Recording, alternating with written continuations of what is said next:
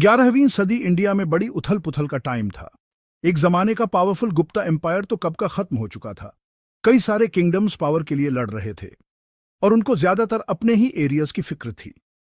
North west में गजनाविड empire तेजी से बियाच रहा था।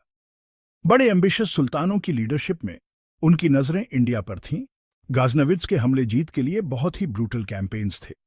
मंदिर लूटे गए, शहर बर्बाद किए गए और लोगों को गुलाम बनाया गया। इंडिया का ये टूटा हुआ पॉलिटिकल लैंडस्केप उनके बहुत काम आया। यही मुश्किल भरा टाइम राजा सुहेलदेव की स्टोरी के लिए स्टेज तैयार करता है।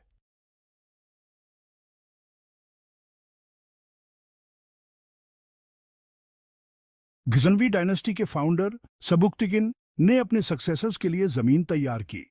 अपने एम्पायर को ईस्टवर्ड मतलब पूरब की ओर एक्सपैंड करके और हिंदू शाही किंगडम से भिड़ गए, जो आज के अफगानिस्तान और पाकिस्तान के कुछ हिस्सों पर रूल करती थी। हिंदू शाहिस ने अपने बहादुर राजा जयापाला के अंडर गजनवियों के आगे बढ़ने का कड़ा मुकाबला किया। लेकिन सबुक्तिगिन का बेटा और सक्सेसर महमूद ऑफ गाजनी उससे भी ज्यादा खतरनाक दुश्मन साबित हुआ। महमूद ऑफ गाजनी एक रूथलेस और एम्बिशियस राजा था, जिसे जीत और लूटपाट का जुनून था। उसे अपने पिता से एक पावरफुल मिलिट्री मशीन विरासत में मिली थी और उसने इंडिया के खिलाफ अपने कैंपेन्स में इसका बहुत असरदार इस्तेमाल किया।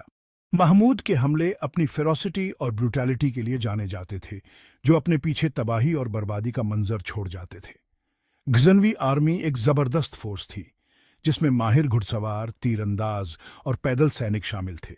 लेकिन महमूद की मिलिट्री सक्सेस सिर्फ ब्रूट फोर्स की वजह से नहीं थी। वो एक चालाक टैक्टिशियन भी था, जो अक्सर अपने ओपोनेंट्स को मात देने के लिए डिसेप्शन और कनिंग का इस्तेमाल करता था। उसने इंडियन किंगडम्स के बीच की आपसी फूट का फायदा उठाया, उन्हें एक दूसरे के खिलाफ करके उनके रेजिस्टेंस को कमजोर कर दिया। महमूद के इंडिया पर बार बार के हमलों ने लोगों के दिलों में दहशत पैदा कर दी थी।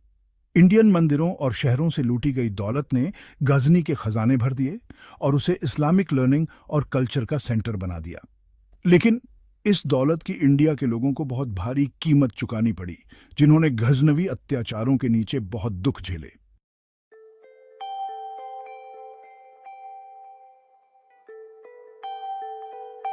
राजा सुहेलदेव और गजनवी आक्रमणों की कहानी सिर्फ पुराने इतिहास के पन्नों में बंद एक कहानी नहीं है। 21वीं सदी में भी इसका बहुत गहरा महत्व है और इससे हमें ऐसे कीमती सबक मिलते हैं जो समय और जियोग्राफिकल बाउंड्रीज से परे हैं।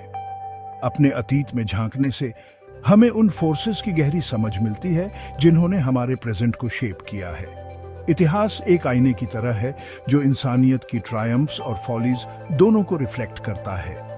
यह हमें याद दिलाता है कि आज हम जिन चैलेंजेस का सामना कर रहे हैं, जैसे रिलीजियस इंटॉलरेंस, पॉलिटिकल इंस्टेबिलिटी और एक्सटर्नल थ्रेट्स, वो कोई बिल्कुल नई चीजें नहीं हैं।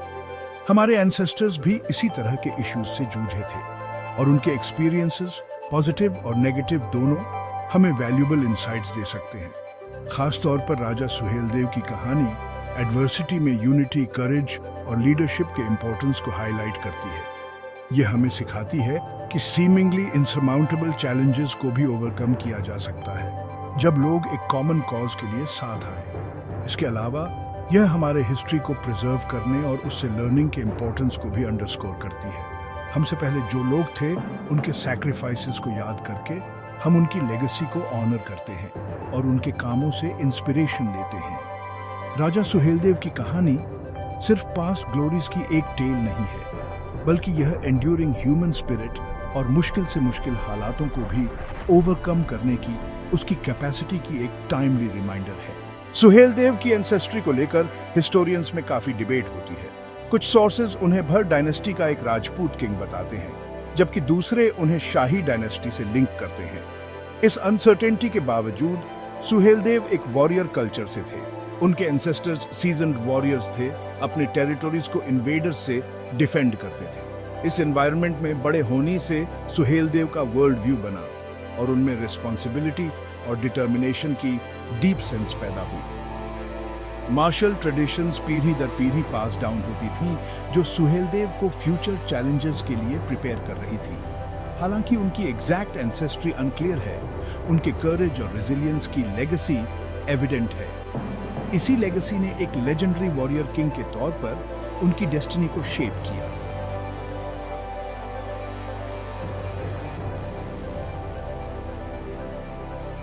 सेक्शन 2 रहस्य से घिरा सुहेलदेव का शुरुआती जीवन। उनके इतने बड़े योगदानों के बावजूद सुहेलदेव के शुरुआती जीवन के बारे में ज्यादा कुछ पता नहीं है। 11वीं सदी की शुरुआत में जन्मे उनके जन्म की पक्की जानकारी अभी भी एक राज है। उस समय भारत पर गजनवियों से हमले का खतरा मंडरा रहा था और इसी माहौल ने उनके शुरुआती सालों को शेप किया। ऐसा लगता है कि सुहेलदेव ने कई हमले देखे थे और उन्हें खुद भी नुकसान उठाना पड़ा होगा। इन अनुभवों ने अपने लोगों की रक्षा करने के उनके इरादे को और मजबूत किया। जैसे जैसे वो बड़े हुए, वो मिलिट्री ताकत का महत्व समझ गए थे। उनके उस मुश्किल समय ने उनकी स्किल्स को और निखारा और इसी ने उनके शासन को डिफाइन किया।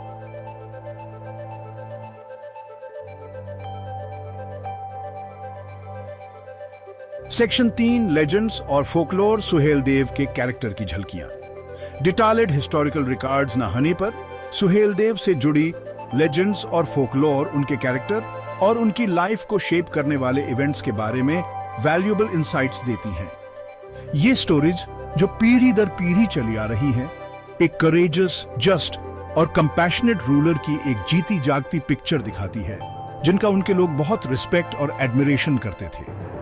एक पॉपुलर लेजेंड उनके यूथ में सुहेलदेव की एक वाइज सेज से इनकाउंटर के बारे में बताती है। उस सेज ने यंग प्रिंस के ग्रेटनेस के पोटेंशियल को पहचान कर उन्हें लीडरशिप, वॉरफेयर और राइचसनेस की इंपॉर्टेंस पर वैल्यूएबल लेसन्स दिए। कहा जाता है कि इस इनकाउंटर ने सुहेलदेव के मोरल कंपास को डीपली इन्फ्लुएंस किया और एक रूलर के तौर पर उनके एक्शंस को गाइड किया। एक और कहानी उनके कंपैशन और सेंस ऑफ जस्टिस को हाईलाइट करती है। कहा जाता है कि सुहेलदेव एक हंटिंग एक्सपीडिशन पर कुछ विलेजर्स से मिले जिन्हें सोल्जर्स हैरेस कर रहे थे। इस इनजस्टिस से गुस्से में आकर उन्होंने इंटरवीन किया और सोल्जर्स को पनिश किया, जिससे कमजोरों को प्रोटेक्ट करने और राइचसनेस को बनाए रखने का उनका अथवट कमिटमेंट दिखाई दिया। फोकलोर एक वॉरियर के रूप में सुहेलदेव की प्रोवेस को भी सेलिब्रेट करती है। बैटलफील्ड पर उनकी ब्रेवरी, उनकी स्ट्रैटेजिक ब्रिलियंस और हथियार चलाने में उनकी स्किल की कहानियां उनके शासन से जुड़े रीजन्स में खूब मिलती हैं। ये स्टोरीज जो अक्सर समय के साथ बढ़ा चढ़ाकर बताई जाती हैं, फिर भी उस डीप एडमिरेशन और रिस्पेक्ट को दिखाती हैं जो लोगों के मन में अपने किंग के लिए था। हालांकि इन लेजेंड्स और फोकलोर को कुछ हिस्टोरिकल स्केप्टिसिज्म के साथ देखना इंपॉर्टेंट है। ये सुहेलदेव से जुड़े वैल्यूज और आइडियल्स के बारे में वैल्यूएबल इंसाइट्स देती है। वे उन्हें एक ऐसे रूलर के रूप में पोर्ट्रे करती हैं जो सिर्फ एक माइटी वॉरियर ही नहीं थे, बल्कि एक जस्ट, कंपैशनेट और राइचस लीडर भी थे, जिन्हें उनके लोग बहुत प्यार और रिस्पेक्ट करते थे। सेक्शन 4 एक लीडर का बनना, शुरुआती प्रभाव और अनुभव। सुहेलदेव की अर्ली लाइफ काफी रहस्यमयी है, लेकिन उनके वॉरियर लिनिएज और उस मुश्किल भरे वक्त ने उनकी लीडरशिप को बनाया। बहादुरी के किस्से कहानियों के बीच उन्हें अपने लोगों के लिए एक डीप रिस्पॉन्सिबिलिटी महसूस हुई। लगातार इन्वेजन्स के खतरे ने अपने होमलैंड को बचाने का उनका डिटर्मिनेशन और भी पक्का कर दिया। यह पीरियड उनके लिए एक हार्श ट्रेनिंग ग्राउंड जैसा था, जिसने उनका रेजिलियंस और स्ट्रैटेजिक थिंकिंग डेवलप किया। सीजन्ड एडवाइजर्स से मिली मेंटरशिप ने स्टेटक्राफ्ट और मिलिट्री स्ट्रैटेजी की उनकी अंडरस्टैंडिंग को और भी होन किया। इन्हीं एक्सपीरियंसेस ने सुहेलदेव को वो करेजियस लीडर बनाया जिसने गजनाविड एम्पायर का सामना किया।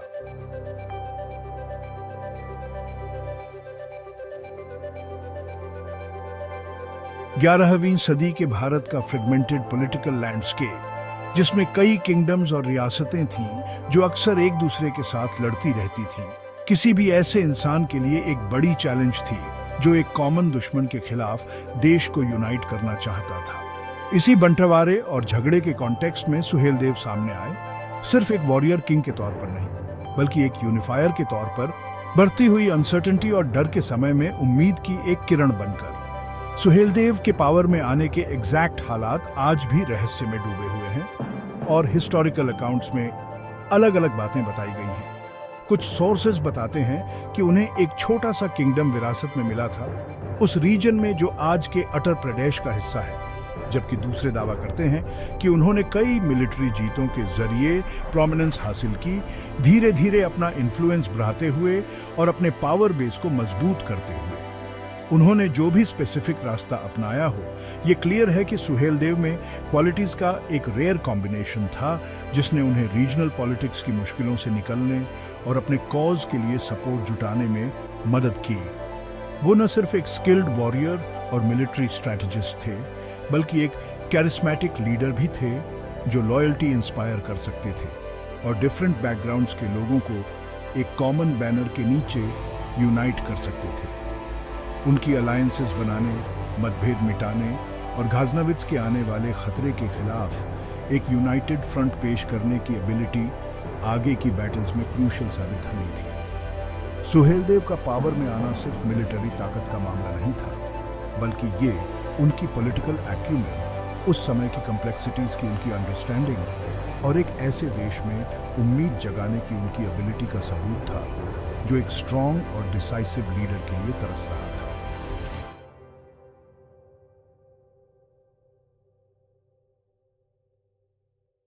सत्ता में आना तो सुहेलदेव के लिए बस पहला कदम था। अपने शासन को मजबूत करना और 11वीं सदी के भारत के इस मुश्किल पॉलिटिकल माहौल में एक स्टेबल राज्य बनाना, इसमें अपनी ही जबरदस्त चुनौतियां थीं। उन्हें विरासत में एक ऐसा राज्य मिला जो अंदरूनी फूट से भरा था, जहां लोकल सरदार और पड़ोसी राज्य अक्सर पावर और दबदबे के लिए आपस में लड़ते रहते थे। सुहेलदेव समझ गए थे कि अगर घर में ही फूट हो तो वो टिक नहीं सकता, खासकर जब महमूद गजनवी जैसा ताकतवर बाहरी दुश्मन सामने हो। अपनी पोजीशन मजबूत करने और एक यूनाइटेड मोर्चा बनाने के लिए सुहेलदेव ने अपनी ताकत को जमा करने और गठबंधन बनाने की एक सोची समझी मुहिम शुरू की। वो समझते थे कि पक्की एकता लाने के लिए सिर्फ मिलिट्री ताकत ही काफी नहीं है। इसके लिए डिप्लोमेसी, स्ट्रेटेजिक अलायंसेस और अपनी सारी प्रजा की भलाई के लिए एक सच्ची लगन की जरूरत थी, चाहे वो किसी भी जात या मजहब के हों। सुहेलदेव का राज करने का तरीका कड़ाई और इंसाफ का मेल था। उन्होंने अंदरूनी झगड़ों को फुर्ती और सख्ती से निपटाया, अपना दबदबा कायम करते हुए और साथ ही एकता बनाए रखने के लिए पुरानी गलतियों को माफ करने की तैयारी भी दिखाई। गजनवी हमले के खतरे को देखते हुए अलायंसेस की अहमियत को पहचानते हुए सुहेलदेव ने आस पड़ोस के राज्यों और लोकल सरदारों से बात की, उनके साझे फायदों की बात की और इस खतरे पर जोर दिया कि महमूद गजनवी की फौजों को अपनी जमीन पर पैर जमाने देना कितना भारी पड़ सकता है। एकता और साथ मिलकर काम करने की उनकी कोशिशें सिर्फ मतलब की बात नहीं थी, बल्कि एक मजबूत, एकजुट भारत की ताकत में उनके गहरे विश्वास का भी नतीजा थी, जो किसी भी हमलावर को पीछे धकेल सकता था।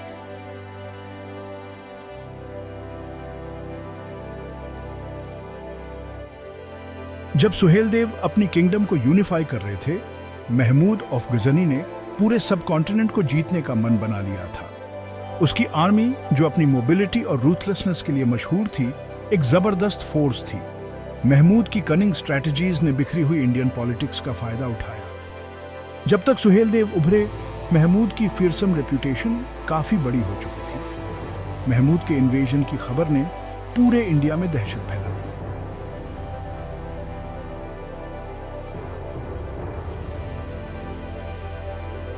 जैसे ही महमूद के इन्वेजन का खतरा मंडराया, सुहेलदेव समझ गए कि अब डिप्लोमेसी का वक्त खत्म हो चुका था। उन्होंने अपनी फोर्सेस को रैली किया और आसपास के किंगडम से यूनाइट होने की अपील की। सुहेलदेव की इस पुकार का असर हुआ और कई रूलर्स ने अपनी आर्मीज देने का प्लेज किया। एक रेयर यूनिटी देखने को मिली, जिसका फ्यूल था एक शेयर्ड पर्पस। अलग अलग रीजन्स के वॉरियर्स सुहेलदेव की लीडरशिप में यूनाइट हो गए।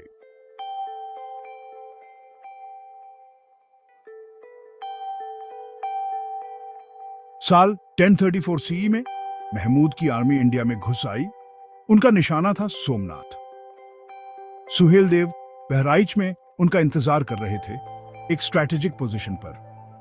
मिलीजुली इंडियन आर्मी, जिसमें अलग अलग तरह के सैनिक थे, पर सब एक साथ लड़ाई के लिए तैयार थी। राजपूत कैवलरी और वॉर एलिफेंट्स को स्ट्रेटेजिकली तैनात किया गया था। बहराइच की यह लड़ाई इंडिया की किस्मत तय करने वाली थी।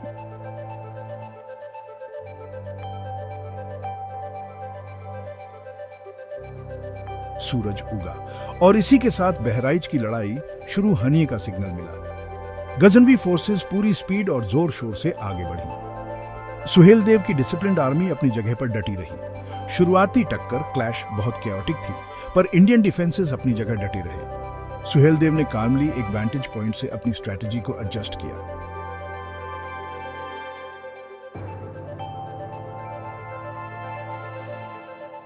यह बैटल स्ट्रेटजी का एक मौत का खेल था। गजनाविड फोर्सेस ने इंडियन आर्मी को आउटफ्लैंक करने की कोशिश की। सुहेलदेव की स्ट्रेटेजिक पोजीशनिंग ने उनके मैन्यूवर्स को लिमिट कर दिया। राजपूत कैवलरी और वॉर एलिफेंट्स ने इन्वेडर्स पर तबाही मचा दी।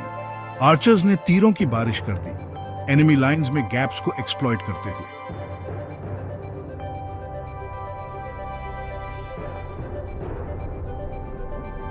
सुहेलदेव ने एक डेयरिंग काउंटर ऑफेंसिव लॉन्च किया।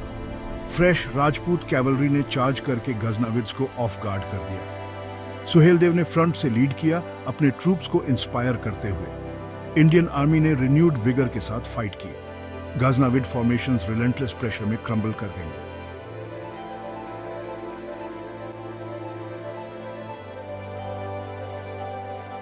गजनाविड फोर्सेस अब पीछे हटने लगी थी। महमूद गाजनी की हालत अब पतली हो गई थी।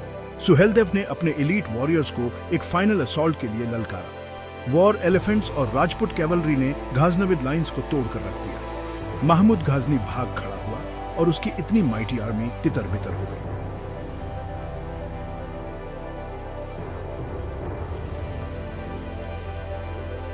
बहराइच की इस विक्ट्री ने पूरे इंडिया में तहलका मचा दिया।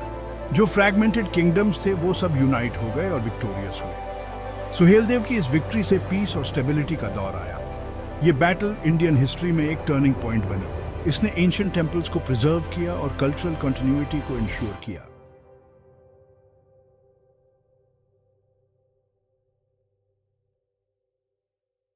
बहराइच की लेगेसी इंडिया की यादों में आज भी गूंजती है। सुहेलदेव यूनिटी, करेज और रेजिस्टेंस के सिंबल हैं। ये बैटल हमें यूनिटी की पावर याद दिलाती है। मॉन्यूमेंट्स दिए गए सैक्रिफाइसेस को ऑनर करते हैं। बहराइच की स्टोरी अपने टाइमलेस मैसेज से जनरेशंस को इंस्पायर करती है।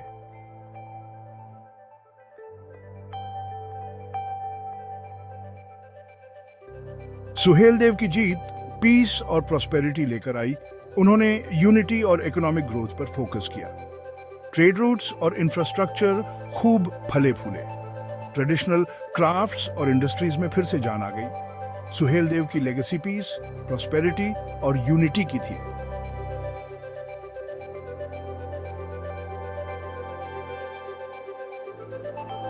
पत्थर पर उकेरी एक विरासत, मंदिर, किले और कल्चरल रेनेसांस।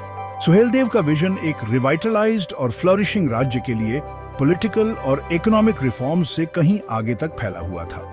उन्होंने आर्ट, आर्किटेक्चर और एजुकेशन के महत्व को पहचाना, जो एक समाज की आइडेंटिटी को आकार देने और उसकी लॉन्ग टर्म भलाई सुनिश्चित करने में जरूरी थे। उनके शासनकाल में मैग्निफिसेंट मंदिरों, इम्पोजिंग किलों और थ्राइविंग सेंटर्स ऑफ लर्निंग के कंस्ट्रक्शन में भारी बढ़ोतरी देखी गई। ये आर्किटेक्चरल मार्वल्स न सिर्फ प्रैक्टिकल उद्देश्यों को पूरा करते थे, बल्कि कल्चरल प्रिजर्वेशन और एडवांसमेंट के प्रति उनके कमिटमेंट के स्थायी प्रतीक के रूप में भी खड़े थे। सुहेलदेव के शासनकाल की सबसे सिग्निफिकेंट आर्किटेक्चरल अचीवमेंट्स में से एक है प्राचीन शारदा पीठ टेम्पल कॉम्प्लेक्स का रिकंस्ट्रक्शन और एक्सपेंशन, जो विद्या और पिलग्रिमेज का एक रिवर्ड सेंटर था और महमूद गजनवी के रेड्स के दौरान बुरी तरह से डैमेज्ड हो गया था। यह रिस्टोर्ड मंदिर पहले से भी ज्यादा मैग्निफिसेंट ज्ञान और स्पिरिचुअल एनलाइटनमेंट का प्रकाश स्तंभ बन गया, जो दूर दूर से स्कॉलर्स और पिलग्रिम्स को अट्रैक्ट करता था। फोर्टिफाइड बस्तियों के स्ट्रेटेजिक इंपॉर्टेंस को पहचानते हुए सुहेलदेव ने अपने पूरे राज्य में की लोकेशंस पर कई किलों और डिफेंसिव स्ट्रक्चर्स के कंस्ट्रक्शन का आदेश दिया। ये किले एस्थेटिक्स और मिलिट्री फंक्शनैलिटी दोनों को ध्यान में रखकर बनाए गए थे और महत्वपूर्ण डिफेंसिव आउटपोस्ट्स के रूप में काम करते थे, जो पोटेंशियल हमलावरों को रोकते थे और अपने लोगों की सेफ्टी सुनिश्चित करते थे। सुहेलदेव का आर्ट और आर्किटेक्चर को पैट्रोनेज देना सिर्फ उनके रेन का महिमा मंडन करने के बारे में नहीं था, बल्कि कल्चरल प्राइड और आइडेंटिटी के इंड्यूरिंग सिंबल्स बनाने के बारे में था। वह समझते थे कि ये स्ट्रक्चर्स उनकी लेगेसी के टेंजिबल रिमाइंडर्स के रूप में काम करेंगे। फ्यूचर जनरेशंस को इंस्पायर करेंगे और उनके अतीत के साथ कंटिन्यूटी की भावना को बढ़ावा देंगे।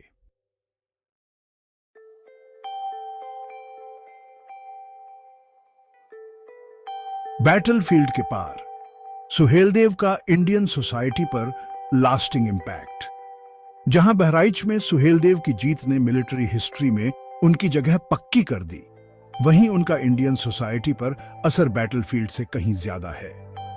उन्हें सिर्फ एक वॉरियर किंग की तरह ही नहीं याद किया जाता, बल्कि एक यूनिफायर, एक न्यायप्रिय शासक और अपने लोगों के चैंपियन के तौर पर भी, जिनकी लेगेसी सदियों बाद भी पीढ़ियों को इंस्पायर करती आ रही है। सुहेलदेव की सबसे लास्टिंग लेगेसीज में से एक है भारत के डिवर्स राज्यों और समुदायों के बीच एकता की भावना को बढ़ावा देने में उनका रोल। उनकी अलग अलग बैकग्राउंड के शासकों को एक साथ लाने और गजनवी थ्रेट के खिलाफ एक कॉमन फ्रंट बनाने की काबिलियत ने आने वाली पीढ़ियों के लिए एक पावरफुल मिसाल कायम की। एक ऐसे युग में जो अक्सर रीजनल दुश्मनी और अंदरूनी झगड़ों से भरा होता था, सुहेलदेव की भारत की अलग थलग फोर्सेस को एकजुट करने की अचीवमेंट उनके लीडरशिप और एक कॉमन मकसद के लिए इंस्पायर करने की उनकी काबिलियत का सबूत है। अपनी मिलिट्री ताकत के अलावा सुहेलदेव को उनके न्यायपूर्ण और निष्पक्ष शासन के लिए याद किया जाता है। न्याय करने में उनकी फेयरनेस, गरीबों और दबे कुचले लोगों के लिए उनकी दया और धर्म को बनाए रखने के उनके कमिटमेंट के किस्से मशहूर हैं। कहा जाता है कि उन्होंने अपनी प्रजा के जीवन को बेहतर बनाने, सोशल हार्मनी को बढ़ावा देने और यह पक्का करने के लिए पॉलिसीज लागू की कि शांति और खुशहाली का फल समाज के हर वर्ग तक पहुंचे। उनके शासन को अक्सर एक एनलाइटेंड शासन का एग्जाम्पल माना जाता है, जहां लोगों की भलाई को पर्सनल फायदे से ऊपर रखा गया। एक ऐसी लेगेसी जो बाद के शासकों के आइडियल्स में भी गूंजती रही। इंडियन सोसाइटी पर सुहेलदेव का इम्पैक्ट कई पहलुओं वाला और हमेशा रहने वाला है।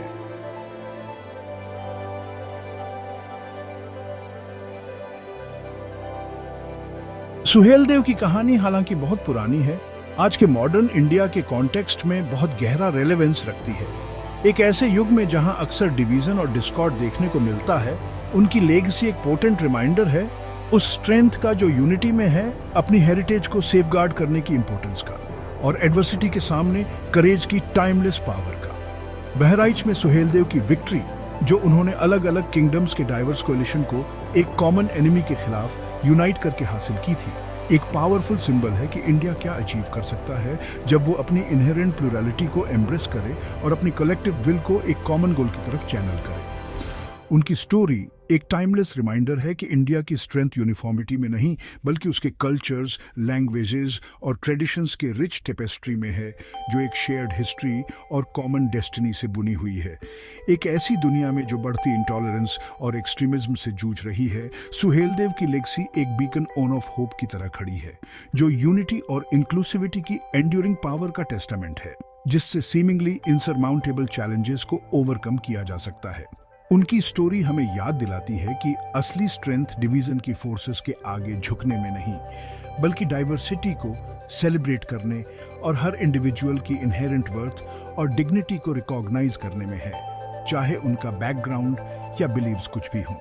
सुहेलदेव का जस्टिस, फेयरनेस और अपनी प्रजा के वेलफेयर के प्रति कमिटमेंट भी कंटेम्पररी इंडिया में बहुत गहरा रेलेवेंस रखता है। उनका शासन, जो सोशल हार्मनी, इकोनॉमिक प्रॉस्पेरिटी और इक्विटेबल गवर्नेंस पर फोकस करता था, सोसाइटी के सभी लेवल्स के लीडर्स के लिए एक इंस्पायरिंग मॉडल का काम करता है। सुहेलदेव की कहानी टाइम से परे है और आज की दुनिया जो डिवीजन से जूझ रही है, उसे लेसन्स देती है। उनकी काबिलियत एक बिखरे हुए भारत को एक कॉमन एनिमी के खिलाफ यूनाइट करने की, हमें यूनिटी की पावर की याद दिलाती है।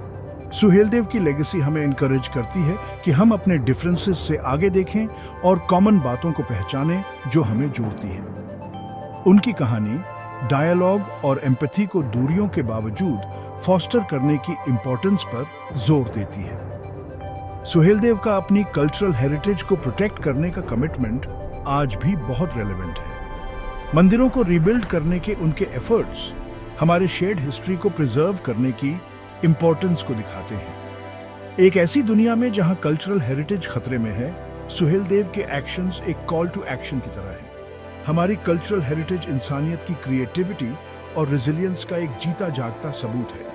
अपने पास्ट के साथ एंगेज करके हम एक शेयर्ड आइडेंटिटी की फीलिंग को फॉस्टर कर सकते हैं और अंडरस्टैंडिंग के ब्रिजेस बना सकते हैं। सुहेलदेव की कहानी यूनिटी की लास्टिंग पावर और हमारी शेयर्ड हेरिटेज को सेफगार्ड करने की इंपॉर्टेंस का सबूत है। उनकी लेगेसी हमें इंस्पायर करती रहती है और याद दिलाती है कि यूनाइटेड होकर हम बड़ी से बड़ी मुश्किलों पर भी जीत हासिल कर सकते हैं।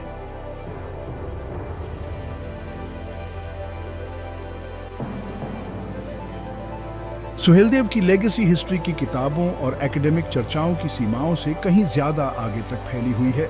उनकी कहानी जो पीढ़ी दर पीढ़ी चली आ रही है, पॉपुलर कल्चर का हिस्सा बन गई है, फोल्क सॉन्ग्स, लेजेंड्स और लोकल ट्रेडिशंस का एक अटवट हिस्सा बन गई है।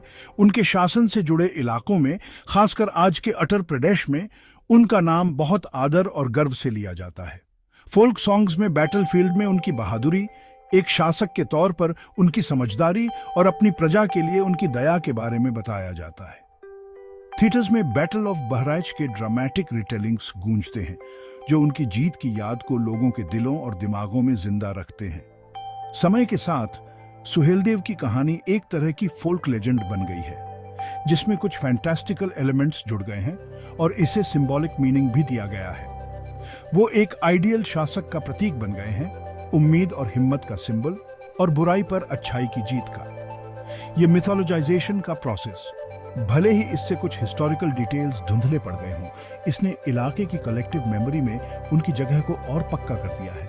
यह पक्का करते हुए कि उनकी कहानी उन पीढ़ियों तक पहुंचती रहे जिनके पास फॉर्मल हिस्टोरिकल अकाउंट्स तक पहुंचना हो। हाल के सालों में सुहेलदेव की कहानी में लोगों की दिलचस्पी फिर से बढ़ी है। इसका एक कारण यह बढ़ती हुई अवेयरनेस भी है कि भारत के डाइवर्स हिस्टोरिकल नैरेटिव्स को रिक्लेम और सेलिब्रेट करने की जरूरत है। इतिहास के इस ग्रैंड टेपेस्ट्री में सुहेलदेव की कहानी करेज और कन्विक्शन की कभी ना खत्म होने वाली पावर का एक सबूत है।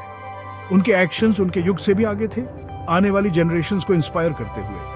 असली लीडरशिप की पहचान है अन्याय के खिलाफ खड़े होने का करेज और अलग अलग फैक्शंस को एक साथ लाने की विजन से। बहराइच में उनकी जीत एकता की भावना की पावरफुल शक्ति को हाईलाइट करती है।